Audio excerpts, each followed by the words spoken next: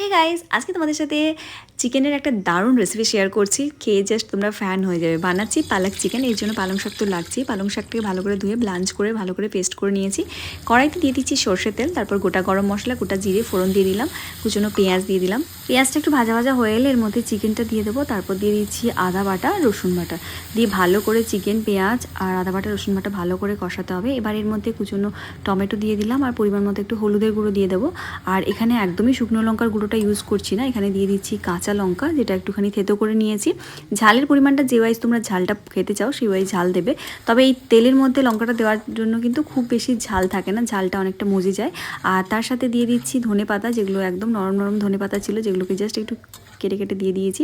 এবার পালং শাকের পেস্টটা দিয়ে দেবো, যেটাকে ব্লাঞ্চ করে নিয়েছিলাম। প্রথমে গরম জলের মধ্যে কিছু সময় রেখে একটু ফুটিয়ে নিয়ে তারপরে কিন্তু সাথে সাথে ঠান্ডা জলের মধ্যে দিয়ে ব্লাঞ্চ করে নিলাম। এতে করে কিন্তু পালং শাকের যে গ্রিন কালারটা সেটা খুব ভালো বজায় থাকে, আর আমরা চাচ্ছি একটু গ্রিন ব্যাপারটা আনতে।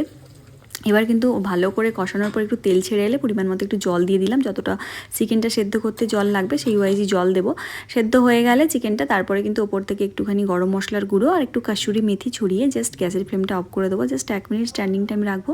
তারপরে কিন্তু একদম সার্ভ করবো গরম গরম রুটি, পরোটা কিংবা ভাত কিংবা লাচ্চা পরোটার সাথে ভীষণ ভালো যায়। এটা বানিয়েছিলাম অনেক দিন আগেই, শীতকালেই বানিয়েছিলাম, আর তাই রাত্রিবেলা রুটির সাথেই সার্ভ করেছিলাম গরম গরম নর্মাল আটার রুটি, আর তার সাথে এই পালক চিকেনটা জাস্ট দারুণ কম্বিনেশন ছিল, খুব ভালো ছিল খেতে।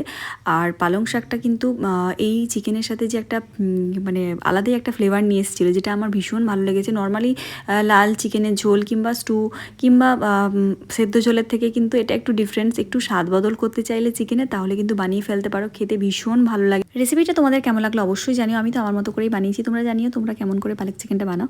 ভালো লাগলে অবশ্যই লাইক, কমেন্ট এবং শেয়ার করে দিও।